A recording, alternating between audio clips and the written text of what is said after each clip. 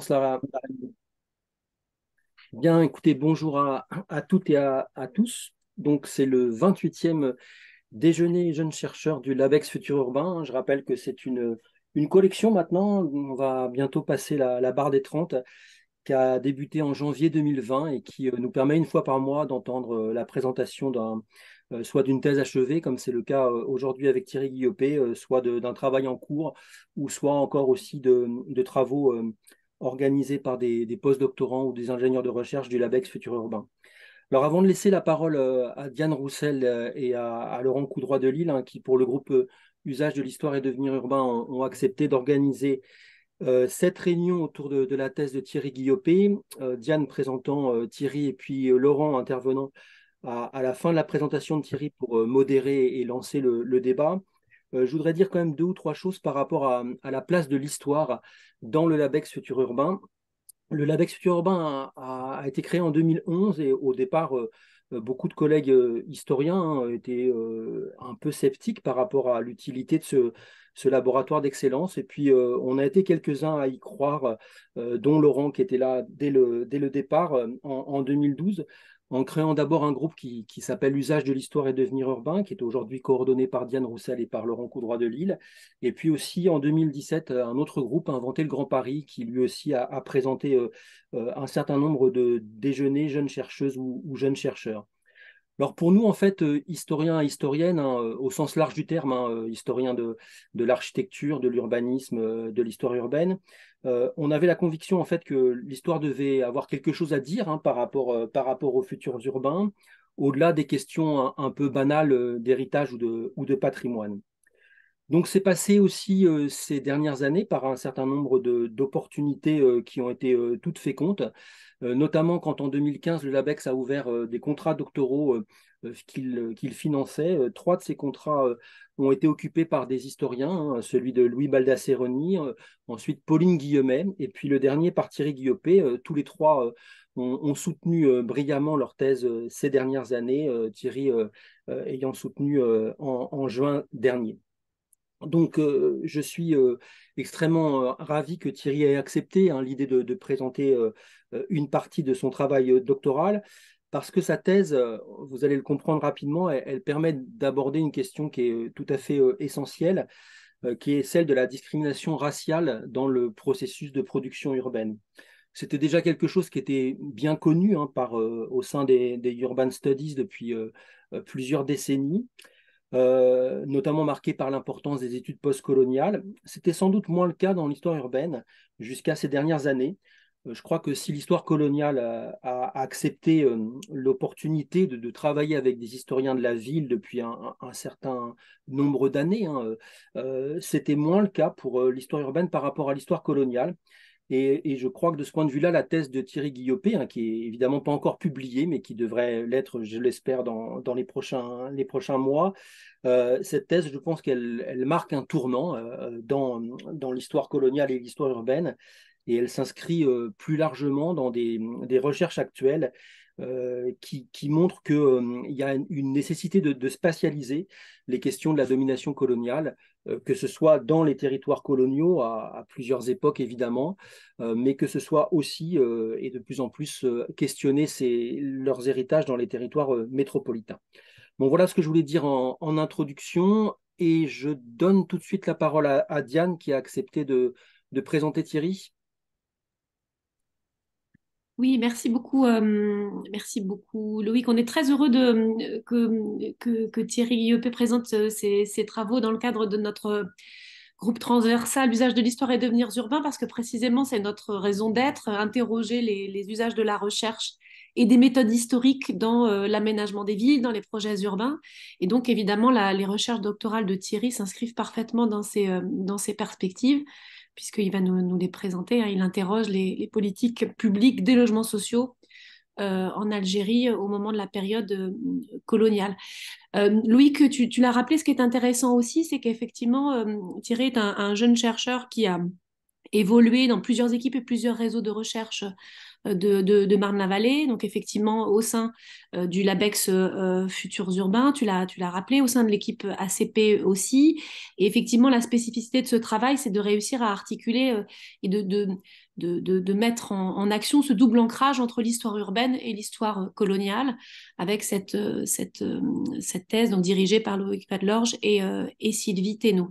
Peut-être dire un mot, mais on y reviendra peut-être après aussi, sur une autre dimension de tes réseaux de recherche qu'on connaît bien ici, hein, sur le site de Marne-la-Vallée, désormais à UGE, c'est Archival City, et comment tu as constitué un pôle de recherche sur les archives algéroises qui sont dispersées à tous les vents de la Méditerranée. Et donc, une partie de ton travail interroge beaucoup la réflexion sur la construction et la déconstruction des archives urbaines en contexte colonial. Et on verra que cette dimension documentaire, elle est essentielle dans ton travail. La thèse a été soutenue le 30 juin 2023, ici à Gustave Eiffel. Et depuis, tu as rejoint d'autres contrées, puisque tu es désormais à TER, à l'université de Côte d'Azur. Voilà, donc sans plus attendre, je te laisse la parole donc pour une contribution avec cet exercice un peu acrobatique. Je crois l'idée c'était le format c'était une bonne demi-heure de présentation pour on puisse discuter. Laurent a été très intéressé par ton travail et je crois qu'il a plein de questions à te poser, mais sans doute que les gens dans la salle en auront aussi. Donc merci beaucoup Thierry Guillopé. Donc loger pour coloniser, point d'interrogation. Politique de l'habitat, le suspense est terrible. Politique de l'habitat dans l'Algérie des années 1920 à l'indépendance. Voilà, merci beaucoup Thierry. Et laisse-nous du temps, Thierry. Oui, oui, je vais parler 2 ou 3 minutes et nous discuterons. Donc pour partager l'écran, je partage. Je pense que c'est bon là. Oui, c'est bon, oui. Bien, alors une petite introduction avant de rentrer dans le vif du sujet. D'abord, des points sur le contexte. Alors, la croissance ininterrompue de bidonvilles et la mise en scène régulière par les pouvoirs publics d'habitations à bon marché, puis d'habitations à loyer modéré, hein, les HBM et HLM, ainsi que des cités indigènes. Alors là, je vous propose une vue d'architecte. Cette mise en scène et cette croissance de bidonvilles sont quelques-uns des éléments qui jalonnent la vie sociale et politique des grands et petits centres urbains d'Algérie pendant les 40 années que je vous propose d'étudier. Alors, étudier les logements sociaux, ça permet de saisir les cadres matériels de la vie quotidienne dans un moment où la domination coloniale se craquelle sans discontinuer. Et ça permet aussi de saisir des groupes sociaux très différents, à la fois pour eux-mêmes et dans leurs interactions, que l'historiographie a pu tendre à distinguer un peu excessivement.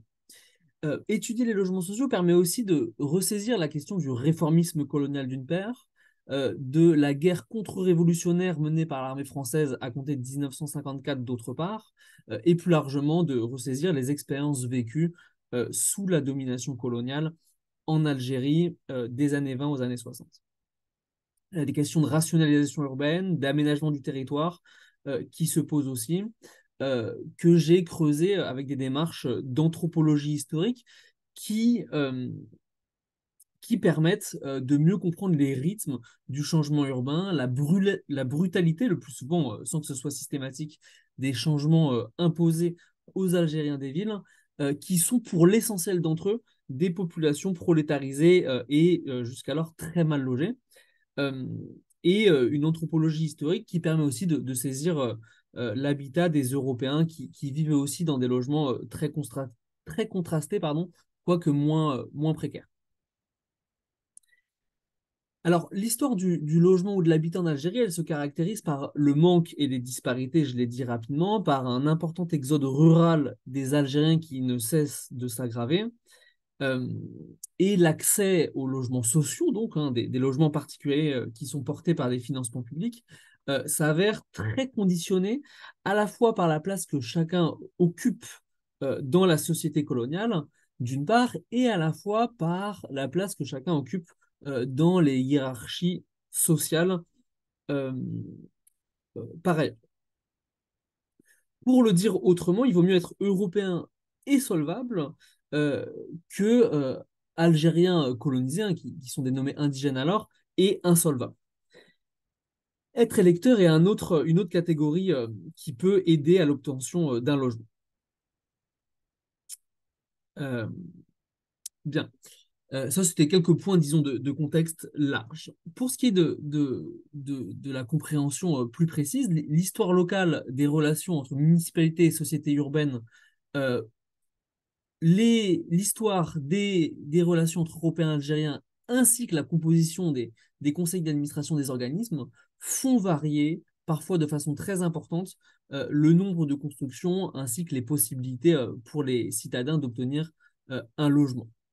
Euh, j'ai évoqué l'histoire locale hein, et différentes de ses facettes, histoire locale qui souvent est méconnue pour les villes d'Algérie, à l'exception peut-être de la ville d'Alger qui fait l'objet d'un certain nombre d'ouvrages, euh, pour l'essentiel en français et un petit nombre en arabe, une historiographie locale qui, euh, qui rend difficile souvent de contextualiser finement euh, les, euh, les productions et distributions de logements, euh, ce à quoi je me suis donc attelé à produire des monographies locales nombreuses.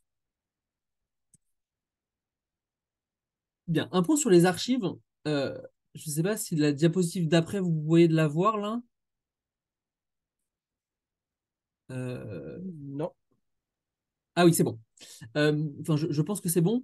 Oui, c'est bon. Euh, un tout petit point sur les Oui, oui. archives. Bon, je vous propose quelques bribes d'informations sur ces archives-là, hein. Si vous prenez un extrait du Monde en juin 62 qui se trouve en haut à gauche, on trouve diverses mentions de destruction des archives ou des services HLM par, ici en juin 62, hein, par des bombes de l'organisation armée secrète ou des destructions d'archives municipales. Ceci fait que j'ai produit, hein, en le disant très synthétiquement, une histoire urbaine des logements sociaux, à la fois dépourvus pour l'essentiel des archives municipales et dépourvus, là encore pour l'essentiel, hein, hormis quelques exceptions, des archives des offices HLM eux-mêmes. Donc voilà, ça c'est ce sur quoi ma thèse n'est pas fondée. Par contre, ma thèse et le travail que je vous synthétise ici est fondé sur les archives des financeurs. Voilà, ceux qui ont euh, financer le logement. Alors, la Caisse des dépôts et consignations en premier lieu, qui a produit une myriade de rapports et une correspondance pléthorique, et les archives du contrôle administratif des financements. Donc, archives des préfectures, archives du gouvernement général de l'Algérie, ou encore archives du ministère de la reconstruction et de l'urbanisme, euh, pour là encore être synthétique. Toutes ces archives, elles permettent de comprendre qu'est-ce qui a été construit, hein. Il n'existe pas de synthèse particulière, donc j'ai pas à pas comment dire, reconstituer les logements produits. Et d'autre part, j'ai pu connaître qui étaient les bénéficiaires des politiques menées. Les deux autres ensembles de documents qui m'ont été très utiles, ce sont les souvenirs d'une myriade d'individus hein, qui témoignent de leurs conditions de logement et la presse que j'ai très intensément consultée, notamment à l'aide des outils de recherche numérique que propose Gallica. euh, que propose Gallica.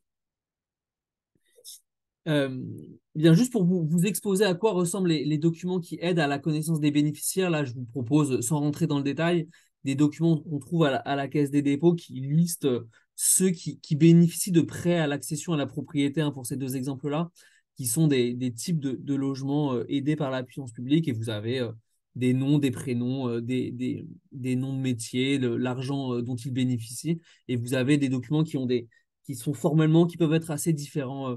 Vous le voyez avec ces deux éléments-là. Bien, alors je passe hein, sur les ratios européens algériens que vous découvrez ici, hein, disons pour c'est un type de carte que j'ai pu produire pour connaître localement les, les proportions les proportions d'Européens et d'Algériens vivant dans telle ou telle localité. Alors, un premier temps sur l'entre-deux-guerres, années 20-30, et j'aborderai ensuite, dans une autre dizaine de minutes, les années 40, 50 et 60. Euh, alors, les années 20-30, hein, c'est un moment d'exode rural important, la démographie urbaine explose et les pouvoirs publics se saisissent des lois sociales qui sont votées dans les années 20, notamment la loi Loucheur de 1928. Alors, les grandes variations qui existent entre villes, hein, vous avez sur une carte, la carte que j'ai produite à gauche, l'ampleur des constructions dans l'entre-deux-guerres. Ces variations, elles s'expliquent par la différente activité des élus municipaux de telle ou telle ville, où vous avez par exemple à Constantine des élus très actifs et beaucoup de logements qui sont construits. Donc Constantine à l'est, grande préfecture de l'est algérien, beaucoup plus de logements que dans d'autres villes. Euh, Vous avez des gouverneurs généraux qui se distinguent aussi, hein. Maurice Violette, un radical, est bien plus actif pour la politique dite d'habitat indigène que ses prédécesseurs ou son successeur. Des critiques très virulentes peuvent s'exprimer contre le manque de construction, l'agacement des populations ou ouvrières d'une part, ou algériennes d'autre part. Alors, il arrive que des individus appartiennent aux deux catégories, bien évidemment. Ces agacements et ces critiques contribuent à amener les pouvoirs publics à investir dans les logements sociaux.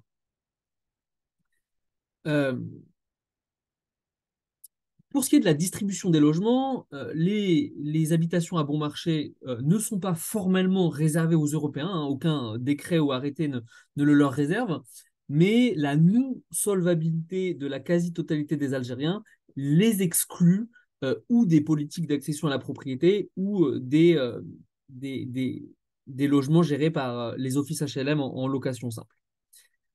Les politiques menées, je ne l'ai pas encore indiqué, hein, elles répondaient à un certain nombre d'objectifs.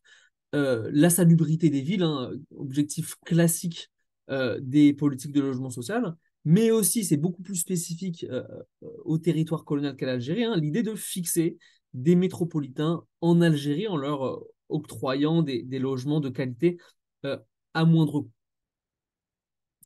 Pour ce qui est de l'habitat dit indigène, il s'agissait de stabiliser une main-d'œuvre près des exploitations agricoles. On a là une captation d'une politique publique pour, disons, de la rentabilité privée, hein, en localisant ce qui relevait de l'habitat indigène. Hein. J'ai pu déterminer que c'était quasi exclusivement à proximité des exploitations agricoles ou des rares usines qu'on trouve en banlieue. Euh, Algéroise.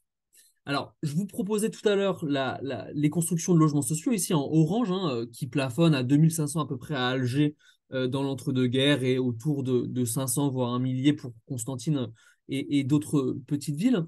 L'habitat dit indigène, hein, il est moins important et vous avez environ 500 constructions à Alger par exemple, 500 à Sétif et euh, qui font que vous avez à peu près 3000 logements qui sont construits. Ici, je vous propose des graphiques de synthèse. Hein.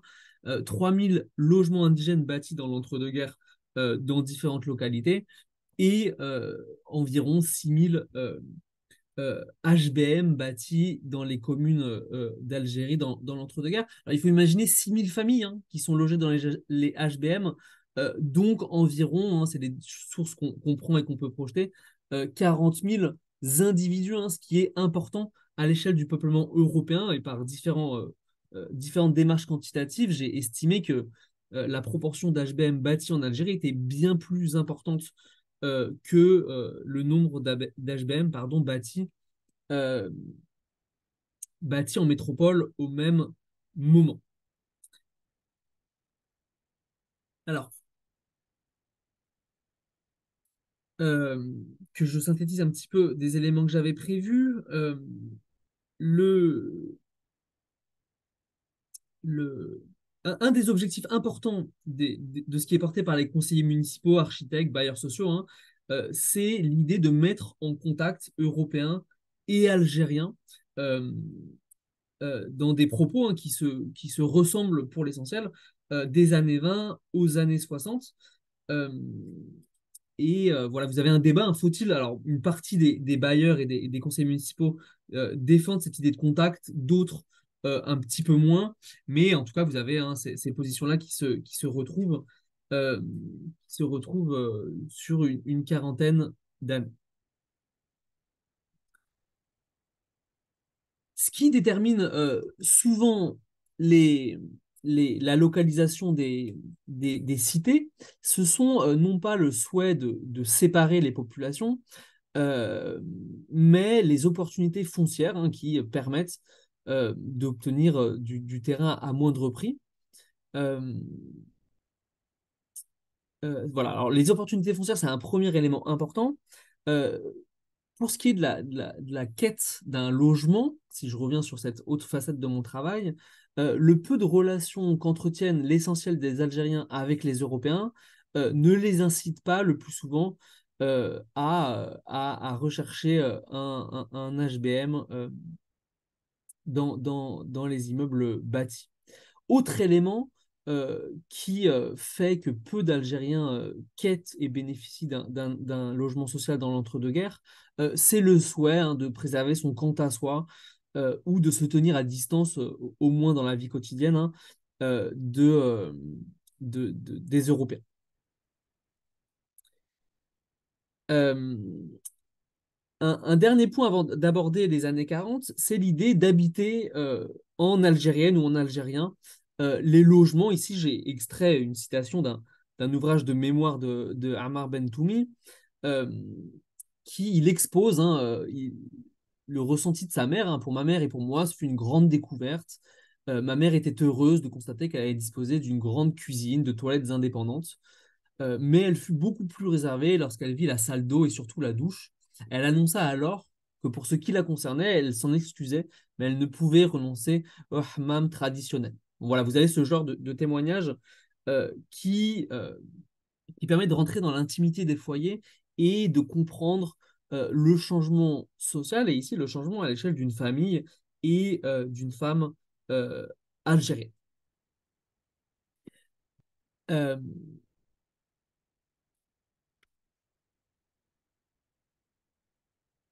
bien, voilà, à très gros traits, ce qu'on peut esquisser du volume produit, des objectifs poursuivis, des logiques qui président à la distribution de logements. J'ai beaucoup insisté sur la solvabilité, notamment, et quelques éléments sur les changements dans les années 20-30 relatifs à la vie quotidienne et, euh, et à la rencontre, à la fois pour le milieu ouvrier et les Algériens et Algériennes, de ce qui s'apparente à une forme de modernité urbaine. Si on prolonge la réflexion sur, sur la fin des années 40 et le début des années 60, qu'on peut mettre sous l'égide de politiques qui tentent de sauver l'Algérie française, en établissant une politique sociale, d'abord, il s'agit de constater la dégradation radicale de la situation. Ici, je vous propose une photographie d'un des très très nombreux bidonvilles que l'on trouve à Alger, mais aussi dans les préfectures ou dans de beaucoup plus petites villes. Euh, L'habitat se dégrade et pour l'Algérien, mais aussi en partie pour les Européens, du moins pendant la Seconde Guerre mondiale et avant que les constructions ne reprennent au tout début des années 50. Dégradation assez forte, enfin puissante de l'habitat, qui est notamment due à l'exode rural des Algériens qui ne cesse euh, de s'accentuer.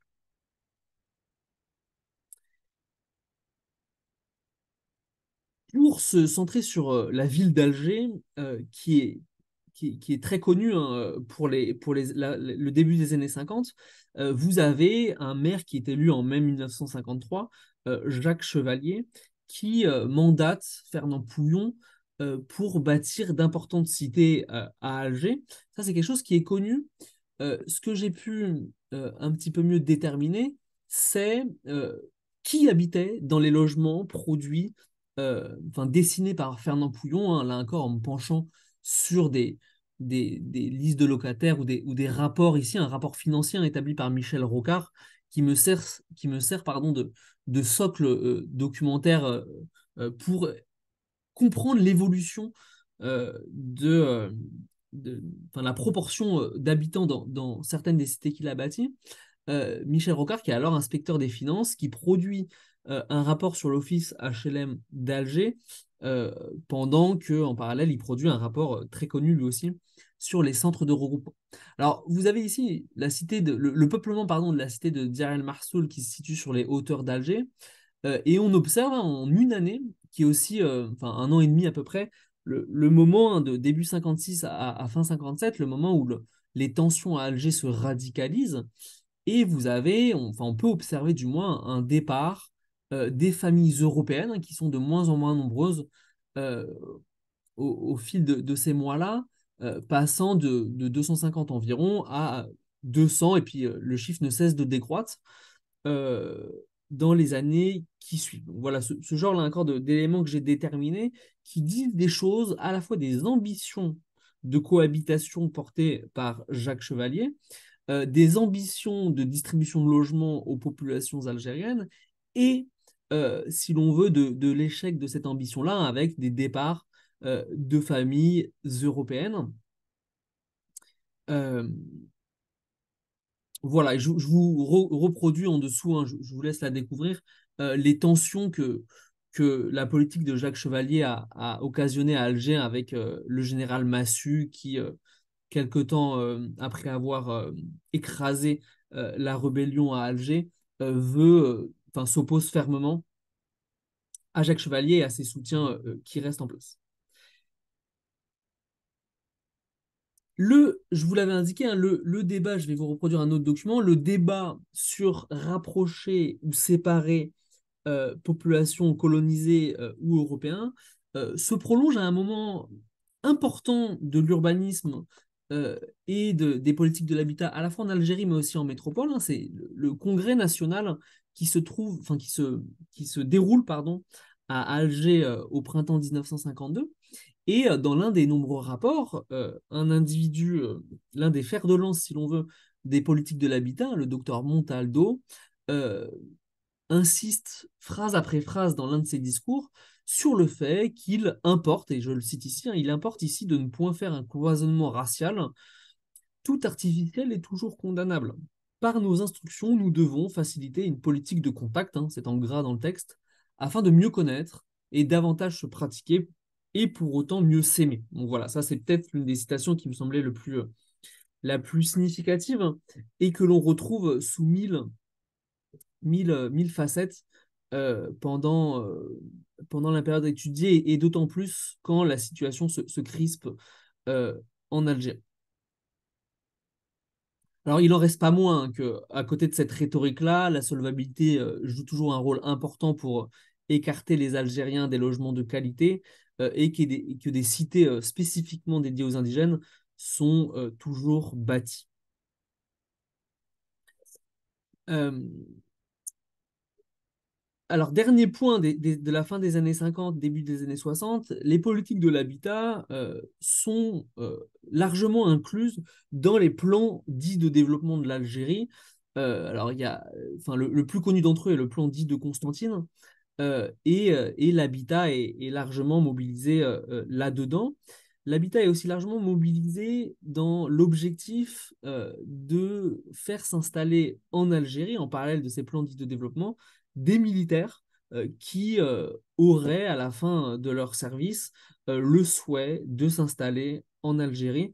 Là encore, hein, dans cet objectif de recolonisation, si l'on veut, de l'Algérie à la fin des années 50.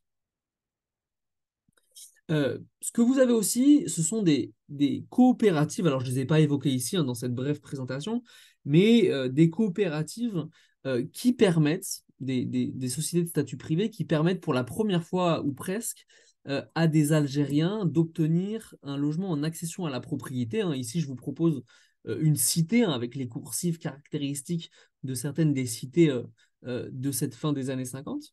Donc pour la première fois, des coopératives dédiées aux Algériens musulmans, hein, si je reprends les catégories d'alors, et des cités qui sont bâties très rapidement et qui peuvent rester parfois sous la boue pendant de très longues années.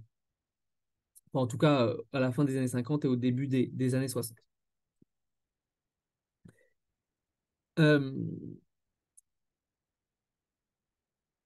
Bien donc, effervescence bâtisseuse, hein, je l'ai évoqué, plan de développement, ambition d'installer des militaires en Algérie, coopérative dédiée aux Algériens, donc effervescence bâtisseuse qui a son contrepoint dans le blocage de nombre de chantiers liés aux faits de guerre. Hein, donc les chantiers sont eux-mêmes pris dans les attaques du Front de Libération Nationale, dans la disparition aussi d'ouvriers hein, qui, kidnappés par l'armée française, euh, font que les chantiers peuvent être ralentis. Hein. Vous avez aussi des grèves qui ralentissent les chantiers. Euh, Pour ce qui est des candidats aux logements sociaux, ils font l'objet d'enquêtes sociales. On peut les deviner dans le type de documents que je vous propose ici. Ici, un canevas d'enquête qui est produit dans la presse municipale. Alors, je ne vous propose pas de photographie de ces enquêtes-là, parce que à tous les endroits où j'ai pu en consulter quelques-unes, il y avait des interdictions de reproduction, que ce soit dans les archives en Algérie ou dans un fonds auquel j'invite chacun à se rendre, le fonds de Pierre Bourdieu, qui se trouve au campus Condorcet, un fonds riche d'enquêtes de ce type-là, qui sont complétées, et riche de mille et une choses sur l'histoire urbaine et de l'Algérie, mais aussi des années 70, 80, 90 en France. Donc, des enquêtes sociales qui se multiplient dans les années 50 et au début des années 60, dans toute la dynamique, enfin, à inclure dans des dynamiques qu'on retrouve aussi en France métropolitaine euh, à ce moment-là. Bien, pour conclure en quelques mots sur cette synthèse qui brosse à très gros traits certaines des dynamiques que j'ai étudiées dans ma thèse, euh, des politiques sociales faites pour éteindre, pour l'essentiel, des contestations, qu'elles soient ouvrières et européennes, qu'elles soient ouvrières et algériennes, ou qu'elles soient nationalistes, par exemple. Donc, des politiques qui ont comme objectif de pacifier les relations sociales, ce qui est à la fois commun aux politiques d'habitat qu'on trouve en métropole, mais qui ont ceci de particulier qu'il s'agit aussi d'éteindre une contestation nationaliste en Algérie. Une autre ligne de force des 40 années que j'ai pu étudier, c'est le lien fait entre politique de logement et politique de peuplement. Et là encore, quelque chose qu'on retrouve en France métropolitaine, mais là encore, pour compléter ceci, politiques de peuplement qui ont ceci de singulier, qu'il s'agit d'installer des Européens loin de leur terre natale, avec des succès plutôt mitigés. En juillet 62, lorsque l'Algérie devient indépendante, la colonialité ou les aspects coloniaux des politiques de l'habitat disparaissent. Les disparités sociales, quant à elles, n'en demeurent pas moins structurantes de l'accès aux logements sociaux. Enfin, il existe toujours des continuités en termes d'aménagement urbain et dans les programmes de construction de logements sociaux, des dynamiques qui se prolongent dans la deuxième moitié du XXe siècle. Les politiques d'habitat social, elles se sont retrouvées prises dans une tension qui n'a cessé de s'exacerber entre le refus d'investir, il y a toute une dimension financière, toute une facette financière à mon travail, donc pris entre un refus d'investir et les nécessités d'éteindre les contestations que j'ai pu évoquer. Pour celles et ceux en quête d'un logement, l'enjeu essentiel avait été pour eux de réorienter ou de stabiliser leur parcours biographique dans un logement qui ne soit plus précaire. Et les pratiques habitantes, je l'ai exposé rapidement avec la famille Bentoumi, se sont retrouvées bouleversées par l'obtention de tel ou tel logement. Et ces pratiques habitantes, souvent, contredisent les ambitions, contredisent ou en tout cas ne confirment pas les ambitions des bâtisseurs et des gestionnaires des logements sociaux qui ont pu être diverses, mais qui toutes se rassemblaient sous l'idée de créer des sociétés urbaines pacifiées. Voilà, je vais m'arrêter ici euh, pour qu'on discute un petit peu de tout cela. Merci beaucoup Thierry. Mais donc, je vais tout de suite laisser la parole à Laurent qui a accepté de faire la modération et de lancer le débat avec l'assistance. Oui, merci beaucoup Thierry de cette présentation qui a dû faire l'économie, sacrifier beaucoup d'aspects d'un travail très, enfin évidemment riche, c'est flagrant parce que tu traites d'une période longue quand même, 40 années d'histoire coloniale où il se passe beaucoup de choses. Également, c'est tout le territoire de la colonie de l'Algérie à l'époque française. Donc ça, c'est quand même pas rien aussi d'avoir mis en regard notamment les grandes villes qu'on connaît un petit peu plus dans l'historiographie et d'autres petites villes ou territoires et qui connaissent aussi des phénomènes alors de croissance urbaine, enfin de redistribution. Il y a toute la redistribution sur le territoire algérien qui s'opère évidemment pendant tout le XXe siècle. Donc ça apporte beaucoup de données en fait que moi je pense tout à fait nouvelles. Alors je suis pas du tout connaisseur de cette histoire coloniale algérienne, mais en tout cas bon, vu les références que tu donnes, bon, et puis après, moi, ce qui m'a beaucoup fasciné dans ton travail, que j'ai pu lire tranquillement, puisque tu m'avais envoyé ta thèse il y a quelques semaines, c'est comment tu as pu finalement, c'est le dossier archivistique, hein, alors c'est plusieurs, même centaines de pages, je crois, hein, que tu mets pour décrire ton système d'archives. Évidemment, Diane faisait allusion au programme Archival City que j'ai un petit peu mieux compris à partir d'un travail comme le tien et qui nécessite de faire des recoupements, voilà, de faire voilà, toute cette investigation et également parce que les archives un peu centrales de ta recherche, savoir celle des offices, sont plus là, enfin, essentiellement. Donc, il a fallu faire avec d'autres documents. Et du coup, ta thèse, à mon avis, enfin, le travail, j'ai trouvé s'en trouver enrichi parce que tu multiplies d'autres regards, d'autres hypothèses. Je pense à ce que tu as dit sur l'aspect financier. On peut très bien travailler sur l'histoire du logement social, et beaucoup de gens l'ont fait, sans aller regarder ce qui se passe dans les lignes financières de la Caisse des dépôts. Mais ça, tu as été obligé de le faire tout simplement parce que tu n'avais pas les documents les plus apparents finalement, qui sont ceux de gestion des offices. Alors on regrette beaucoup qu'il n'y ait pas, mais même quand on travaille sur l'histoire du logement social en France, on l'a pas forcément. C'est comment se font les attributions. Puisque donc ce n'était pas un critère hein, d'être européen en quelque sorte pour accéder à un logement social, mais logement HBM, mais ça fonctionne visiblement assez fortement. Donc on a envie évidemment d'en connaître. Enfin, tu apportes tellement de choses à mon avis, enfin voilà, sur la société urbaine coloniale. Et voilà, bon, tout ça, tu as déjà été dit à de multiples reprises, je ne vais pas le répéter. Moi, ce qui m'intéresse aussi, c'est évidemment bon, peut-être qu'il y aura d'autres questions. Ça, ce sont mes observations, mais je vais aussi donner la parole aux personnes qui assistent à ta présentation, qui sans doute découvrent ton travail. Euh, avec donc outre cet aspect bon, de construction archivistique et documentaire qui est évidemment le propre d'un travail historien, il y a le regard, la nouvelle interprétation, ce nouveau regard que tu portes, que tu permets de porter sur le logement social comme une sorte d'outil colonial. Moi, c'est vrai que c'est ça qui m'a peut-être le plus intéressé, puisque je suis habitué à d'autres histoires du logement social.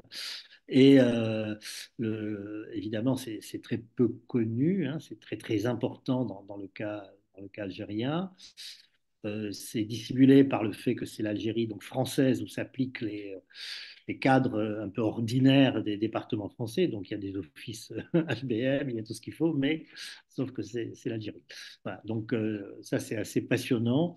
Euh, Évidemment, on a envie tout de suite de te poser la question du post-colonial, à la fois côté algérien, c'est-à-dire que deviennent ces ensembles. Alors, on connaît tellement le climat de France et on a beaucoup d'étudiants en architecture, en urbanisme qui se sont intéressés pour ces vestiges prestigieux ou cet héritage de Pouillon. Enfin, bon, il y a une fascination pour ces objets.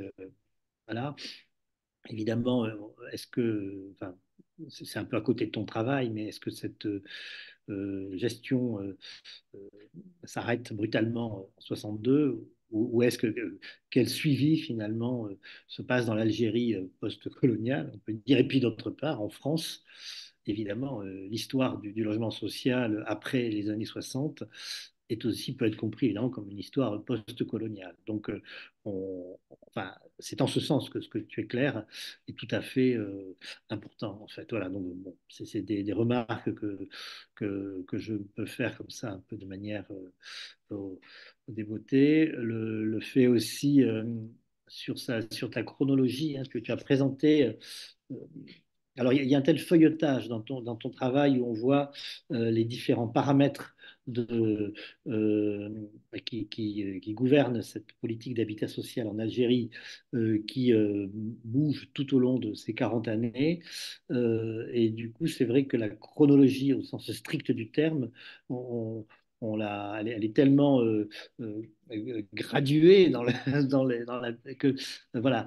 Est-ce que bon, il y a quand même ce dernier moment de la présence coloniale où on a l'impression que ce logement, alors HBM qui devient HLM, devient clairement un outil politique. Et on a envie de savoir comment il le devient ou s'il a toujours été et si c'est la nature de cet outil qui est en train de glisser vers d'autres modalités en fait. Voilà. Mais bon, c'est mes remarques à ma première vue et première discussion. Mais je voudrais aussi donner la parole à, eh bien, il y a 7 ou 8 personnes en ligne. C'est peut-être le moment de recueillir des questions que vous auriez pour les 20 minutes qui nous restent avant que. Donc, je ne sais pas si c'est le cas et si tu as des mains levées. Moi, je n'en vois pas, Loïc. Non, mais Thierry, tu peux peut-être commencer à répondre. Ça va permettre aux étudiants et aux étudiantes qui sont présents de formaliser peut-être leurs questions. Alors, voilà, bon, tu vois, la construction archivistique, tu en as peut-être parlé déjà. Je ne sais pas si ça vaut la peine de revenir là-dessus. Euh, le- Qu'est-ce qu'on peut dire du post-colonial d'un côté et de l'autre? Enfin, toi, puisque mais on Alors, regresse. ouais, je vais répondre de façon succincte. Alors vraiment, hein, les 20 minutes que j'ai pris, c'était vraiment des éléments de synthèse pour lancer une discussion. Évidemment, s'il y a des curieux d'un point ou d'un autre, on va à fond dans le détail, mais là, c'était pas l'objet. Euh, Sur les archives, et Laurent, on pourrait en parler des heures et des heures, moi, ce sur quoi je veux insister, c'est les archives des financeurs. J'ai pas d'appétence particulière pour les banques et les banquiers, mais ils ont au moins une qualité, c'est que étant près de leurs sous, ils conservent des papiers. Ils conservent des papiers, la caisse des dépôts, enfin ils conservent des papiers pour savoir à qui ils prêtent des sous notamment. La caisse des dépôts a beaucoup d'archives sur tout le XXe siècle. Les banques privées en ont aussi. Donc voilà, je ne sais pas quels sont les sujets de recherche des uns et des autres, mais il faut aller jeter un coup d'œil. Et vous avez le Crédit Foncier qui a déposé des documents à Roubaix que j'ai pas mal utilisé aussi, aux Archives nationales du monde du travail et qui sont très riches, à la fois pour connaître les mouvements de fonds, mais aussi toutes les personnes à qui ou les institutions à qui ils ont prêté des sous. Donc voilà, et je le dis d'autant plus que ce sont des fonds qui sont complètement inexploités et d'un accès aisé du point de vue administratif, un peu compliqué pour comprendre les logiques administratives, mais bon, institutionnelles, mais disons que ça va. Donc voilà, vraiment, archives des financeurs, je pense qu'il y a tout un champ de recherche qui, euh, qui est devant nous. Euh, je rebondis sur ce que tu as dit, Laurent, en mentionnant Pouillon, là encore, ce que je dis trop vite. Et j'ai moi-même pris cet exemple pour souligner à quel point on pouvait mieux connaître les cités qu'il a dessinées par ses bénéficiaires. Et tout ce que j'ai fait dans ma thèse, c'est aussi en fait, de prendre la construction de logements dans son ensemble. Ce qui s'est fait à Sétif, à Naba, à Oran, à Guelma, hein, pour comprendre la singularité de la politique algéroise en l'inscrivant dans un contexte plus large. Euh, Euh, et là encore, je pense qu'il y a tout un champ de recherche que les collègues en Algérie labourent pas mal, qui est de savoir dans le détail ce qui s'est fait à Sétif, par exemple. Là, j'ai monté une photographie des montagnes de boue. C'est à Sétif, et par exemple, à Sétif, il y a, enfin, comme dans toutes les villes d'Algérie, un département d'architecture très dynamique qui creuse localement l'histoire de ce qui s'est fait. Et c'est là que se situe le dynamisme de l'histoire des villes actuellement. Alors, la question que tu poses, comment le logement social devient un outil des politiques, notamment coloniales, voire contre-révolutionnaires enfin, du renouveau colonial dans les années 50. Moi, ma porte d'entrée, ça a été celle des acteurs. Qui portent les politiques et avec quels objectifs? Euh, des objectifs qu'on peut mettre sous la casquette du colonialisme, mais qui s'y résument pas du tout, euh, ou qui s'y restreignent pas, euh, parce que ils complètent tous, et je dis bien tous, hein, j'ai repéré que quelques femmes qui portent ces politiques-là ou qui sont dans les conseils d'administration des organismes HLM. Il y a une facette sociale qui apparaît souvent, hein, que le prolétariat européen doit lui aussi être logé. Donc, coloniser, c'est une chose, faire une politique sociale, c'en est une autre à laquelle les politiques menées s'articulent. Euh, Certains rajoutent une facette paternaliste, catholique si l'on veut, à tout ceci. Euh, D'autres estiment qu'il faut émanciper les Juifs de Constantine, par exemple, hein, et mettre une facette, euh, une facette de cet ordre-là aux politiques sociales. En fait, je pense que ces politiques du logement, comme d'autres politiques sociales, elles sont ce que les acteurs veulent en faire. Elles sont saisies, les lois métropolitaines sont saisies, et avec tout un jeu d'acteurs auquel il faut descendre au niveau municipal le plus souvent, euh, elles ont des variantes qui peuvent être assez fortes, entre constitution de quartiers uniquement européens, par exemple, dans certaines villes, et dans d'autres endroits, des quartiers qui sont qualifiables de plus mixtes. Alors, je me rends compte que j'ai passé une diapositive, je vais la remettre, qui était assez significative des façons de se saisir d'une politique. Je ne sais pas si vous voyez les diapositives là. Oui, c'est bon. Oui. Là, je vous propose une citation d'un d'un administrateur d'office HLM en 1950.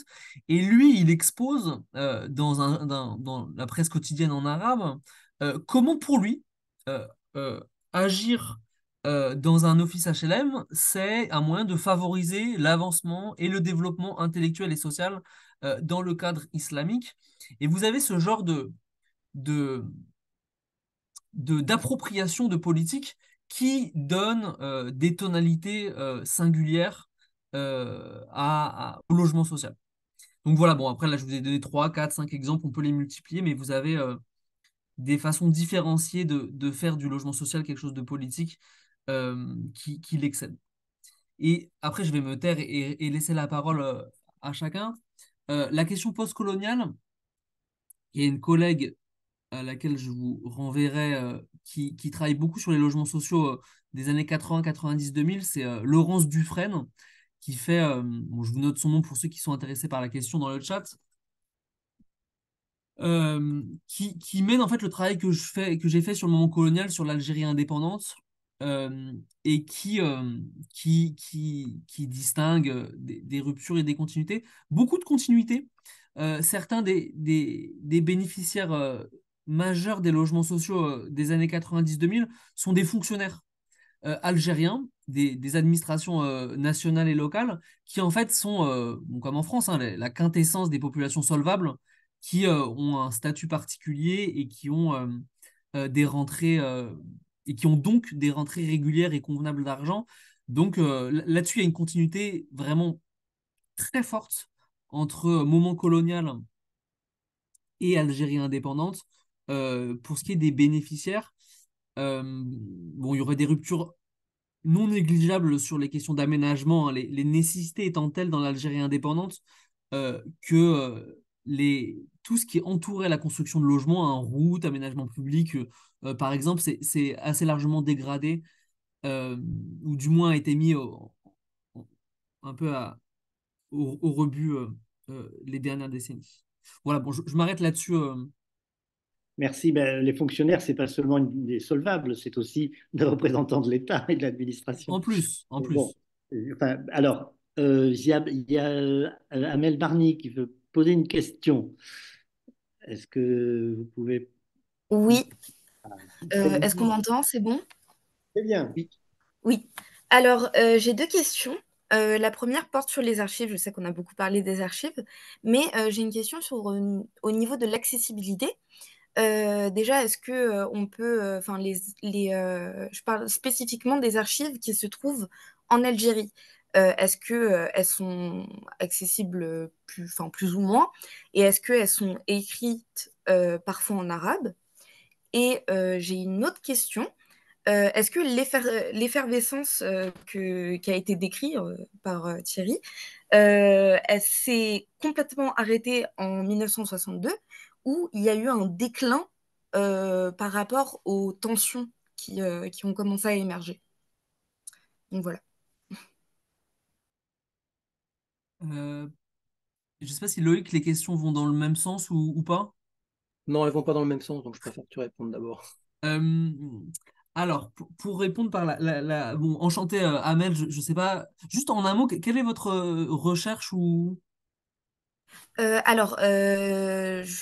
aussi, ça m'intéresse énormément, l'Algérie et les Algériens dans le contexte de colonisation. Donc l'année dernière, j'ai fait un mémoire sur les Algériens de Seine-et-Marne au niveau de la surveillance et la répression. Cette année, je m'intéresse plutôt à l'immigration dans les bidonvilles de Nanterre. Et donc, ma thèse sera peut-être un mélange des deux. Donc voilà. Donc ça m'intéresse énormément en fait ce champ-là, et je regrette de ne pas être venue à la soutenance d'ailleurs. Non, c'est pas grave. Ok, non, c'est juste pour voir si je pouvais ajuster ma réponse particulièrement.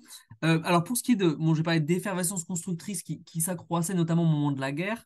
Euh, elle est globalement, enfin, il y a un blocage généralisé ou quasi généralisé euh, début 62, parce que dans les villes qui étaient plus calmes que les campagnes, pour le dire très synthétiquement, jusqu'alors, au printemps 62, l'organisation armée secrète plastique et mitraille un peu partout.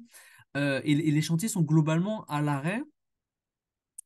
Et ensuite, une fois l'indépendance acquise, l'Algérie est tellement désorganisée, à la fois que les chantiers sont toujours stoppés, mais en même temps, il y a un investissement fort des Algériens eux-mêmes qui reprennent euh, par endroits. Alors, les situations sont assez variées, hein, mais les chantiers, ils reprennent les chantiers. Ce qui est intéressant, que je n'ai pas creusé, ça renvoie à la question de l'après-colonie, c'est les rapports entre institutions françaises, notamment la Caisse des dépôts et algérienne, et vous avez des débats entre les trésors français et algériens, entre Caisse des dépôts et gouvernement algérien, sur qui finance quoi, et ce qui en fait enfin, comment prolonger les financements plutôt, et ça contribue à bloquer un petit peu les constructions. Donc voilà, en gros, blocage en 62 et relance des chantiers K1, KA en 62-63. Et actuellement, si je me téléporte 30 ans, enfin 50 ans plus tard, l'activité plutôt du logement en Algérie est extrêmement importante, et elle est en particulier portée par les offices HLM en Algérie. Alors pour ce qui est des archives, et très brièvement, les archives algériennes, enfin en Algérie, algérienne et en Algérie, elles bénéficient d'une loi qui ressemble à la loi de 1979 en France. Euh, donc, disons un accès par tranche d'année, hein, ce qui date de 25 ans, est accessible si aucun problème de confidentialité. Après, vous avez un seuil à 50 ans, un seuil à 75 ans. Ça, c'est la règle. Ce qui est plus compliqué pour diverses raisons administrativo-politiques, c'est que les autorisations de consultation soient délivrées euh, et soient portées par une politique scientifique qui est pas très clair, hein, pour le dire vraiment de façon concise. Les politiques de communication et les politiques scientifiques en Algérie, euh, bon voilà, sont pas très claires et peuvent parfois être bloquantes, mais les archives sont accessibles et elles sont dans une langue enfin dans des langues plutôt qui évoluent au cours des 130 années de colonisation. Alors toujours en français, hein, les documents administratifs sont majoritairement en français du début à la fin, mais de moins en moins en arabe à compter du début du XXe siècle, euh, notamment parce que les élites algériennes elles-mêmes, hein, qui produisent des documents, sont assez largement francophones au XXe siècle euh, et communiquent avec l'administration en français. Ce que vous trouvez en arabe sont des pétitions communiquées à l'administration. Euh, voilà, pour être là encore synthétique là-dessus. Euh, voilà. Bien sûr, c'est Voilà. un point que tu évoques dans ta thèse. Et en effet, la coïncidence en 62 entre l'indépendance algérienne et le moment où là, en France, en métropole et pas seulement, on construit, c'est le maximum de construction de logements sociaux. Hein, c'est tout à fait saisissant dans l'histoire. Alors, Alors, Loïc, juste, pardon, Laurent, avant de donner la parole à Luc, je me rends compte que je n'ai pas conclu sur un chiffre tout de même d'ensemble. En tout, en 62, il y a eu plus de 100 000 logements qui ont été bâtis qui permettent à minima de loger 500 000 personnes, ce qui fait à peu près une personne sur 20 en Algérie. Hein. C'est quand même que je conclue par un ordre de grandeur pour donner un petit peu l'intérêt de ma recherche tout de même. c'est ça, c'est un phénomène, c'est spectaculaire quand on regarde. Voilà, il faut introduire cette donnée pour, à mon avis, comprendre l'histoire, notamment de la fin de la colonisation. Donc, voilà. Alors, est-ce que tu peux, vas-y, Loïc, on a Oui, encore quelques oui. minutes, hein. Donc, je voulais en fait revenir sur la question sur laquelle tu avais ouvert le débat, Laurent, qui est la question de savoir si le logement social est un outil de colonisation. Il me semble que c'est l'un des grands apports de la thèse de Thierry de l'avoir clairement démontré. Et pour autant, en fait, c'est vrai que c'est étonnamment un sujet qui a été sous-étudié, et notamment à la fois par l'histoire coloniale et par l'histoire urbaine.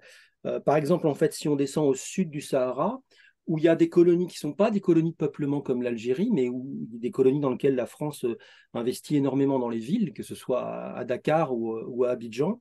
En fait, on sait qu'il y a eu des sociétés HBM, mais on ne les a jamais étudiées en fait dans le sens où Thierry a fait cette monographie. Et pour ce qui est de Madagascar ou de l'AEF, c'est quasiment le désert total en termes d'historiographie. Je crois que les historiens ont été beaucoup plus intéressés par le rôle de l'armée, de la violence militaire, par le rôle également de l'éducation ou de la santé, hein, les travaux de Pascal Barthélémy notamment, sur la place des femmes dans le processus de colonisation au cours du XXe siècle. Il y a un autre aspect de la thèse de Thierry qui est quand même tout à fait passionnant, et là je m'adresse aussi aux collègues qui sont pas historiens et qui ne travaillent pas forcément sur le champ de la colonisation, c'est la manière dont la thèse de Thierry peut être aujourd'hui rapatriée dans le cadre métropolitain. Parce qu'il y a un enjeu aujourd'hui des études post-coloniales d'aborder en fait la question des traces ou des héritages coloniaux dans l'aménagement urbain et la gestion du logement social, notamment en France.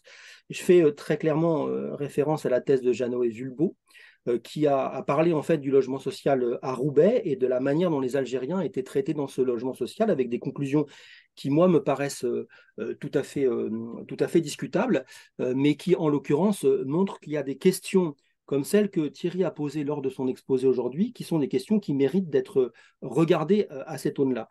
Et je pense en particulier à la question de la mixité sociale, à la question de la fixation et à la question de la pacification. Donc la mixité sociale, dans les années 50, à l'époque où tu dis en fait qu'il y a quand même un essor important en Algérie, c'est typiquement une question qu'on se pose au moment de l'appel de l'abbé Pierre.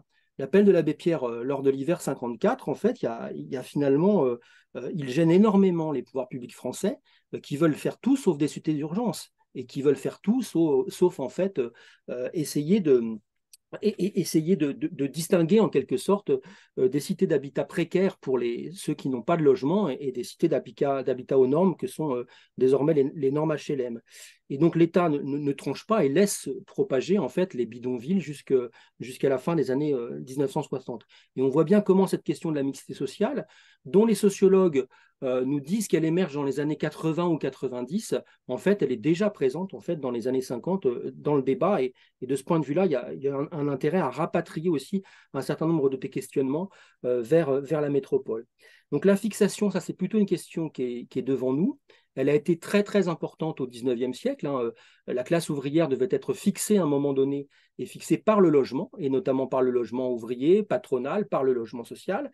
Et c'est une question qui est devant nous parce que au-delà des débats un peu consternant sur les politiques de migration aujourd'hui, aujourd'hui même, à l'Assemblée nationale et au Sénat, dans la commission mixte paritaire. On voit bien qu'en fait, il va y avoir besoin au XXIe siècle de faire revenir de la main-d'œuvre. Et l'une des façons de la faire revenir, c'est de lui proposer de se loger. Et globalement, c'est comme ça qu'ont été conduites les politiques de migration dans l'entre-deux-guerres. Dernier terme, la pacification. Donc ça, je pense que c'est vraiment un débat ouvert. Il y a beaucoup d'historiens aujourd'hui qui disent que la manière dont l'État gère les banlieues sociales et les banlieues d'habitat social, les quartiers d'habitat social, ça relève de la pacification des rapports sociaux. Et le terme de pacification, en contexte colonial, il a quand même une signification très particulière. C'est-à-dire que la pacification, c'est le terme officiel pour désigner la répression. Et d'une certaine manière, là aussi, il y a du grain à moudre et il y a des échanges en fait à conduire entre la situation coloniale et puis le XXe siècle ou le XXIe siècle en France. Eh bien, merci. Merci. Bon, je ne sais pas si on peut aller poursuivre la discussion. Si tu as des choses à rajouter, Thierry, il est Ouais. 14 heures passées, mais on est toujours là. Non, juste en un mot, je pense que euh, des façons de progresser historiographiquement et méthodologiquement, c'est comment dire, d'élargir largement les corpus archivistiques, mais ça, c'est bon, c'est valable de tout sujet. Et c'est aussi la constitution de bases de données qui peuvent être croisées de façon importante. Et si je reprends l'exemple de Jeanne Noé, alors je connais qu'un peu son travail, euh, en- croiser par exemple mes bases de bénéficiaires de logements sociaux avec ce qu'un autre collègue fait sur l'immigration, hein, voir s'il y a des gens que j'ai pu croiser dans mes logements, que lui il a croisé en étudiant l'immigration algérienne et que Janoé aurait pu retrouver dans les logements à Roubaix. Ce genre de travail qui à la fois est ambitieux parce que croiser des bases de données et les envisager de façon, enfin les modéliser en amont, c'est quelque chose qui est très peu fait, mais c'est aussi une façon de reconstituer des parcours sur le temps long et au-delà des niches historiographiques, moi, ma niche du logement, un collègue, sa niche de l'immigration et Janoé, entre guillemets, sa niche de Roubaix. Et je pense qu'il y a, il y a, il y a, il y a, il y a, il y a, il y a, il y a, il y a- il y a une méthode de travail qui est devant nous sur ces croisements de données qui est d'autant plus rendu possible qu'on a tous des micro-ordinateurs archi performants, que Nakala et les entrepôts de données sont, et enfin ce type d'entrepôt de données est fonctionnel. Voilà, pour en fait descendre à l'échelle des individus, des immeubles, des quartiers, et pas s'en tenir à des généralités euh, qui peuvent être justes, hein, mais qui restent à confirmer avec 1000 études de détail. Et voilà, c'était juste pour faire un pas sur la méthode, qui en fait euh, est quelque chose qui est peu fait. Vraiment, je trouve que c'est peu fait de croiser des données à la fois massives et multithématiques. Ok, merci. Merci. Voilà. Merci pour cette belle leçon conclusive. Alors, écoutez, on va clore aujourd'hui ce déjeuner. Donc, merci à toutes et à toutes de votre présence. Merci à Thierry de la qualité du propos. Merci à Diane et à Laurent d'avoir dégagé du temps. Donc on va se quitter là, on est bientôt tous et toutes en vacances, ça va faire du bien. Ceci dit, pour les déjeuners jeunes chercheurs, on reprend sur les chapeaux de roue puisque le prochain est le 8 janvier. C'est le groupe Ville et Énergie qui nous propose en fait un déjeuner autour du travail de Paul Bouet, qui est un chercheur de l'école d'architecture de Marne-la-Vallée. Tu voulais rajouter quelque chose, Laurent, non? Ah non, pas du tout. Si ce n'est qu'ils vont faire des visites Ville et Énergie sur le campus. Je ne sais pas Oui, si tu as oui. vu ça, on a tout un programme qu'on a reçu. Bon, très bien. Absolument, oui. Voilà, bon, on va mettre en ligne très prochainement en fait ce déjeuner, notamment pour les étudiants, les étudiantes du grade de programme qui ne pouvaient pas être là en ligne et qui vous permet de continuer à travailler ces questions-là. Bon, merci à toutes et à tous. Bon courage pour l'après-midi et puis à très bientôt. À Au bientôt. revoir. Oui. Bon À Au bientôt. après-midi. revoir, Au merci. revoir.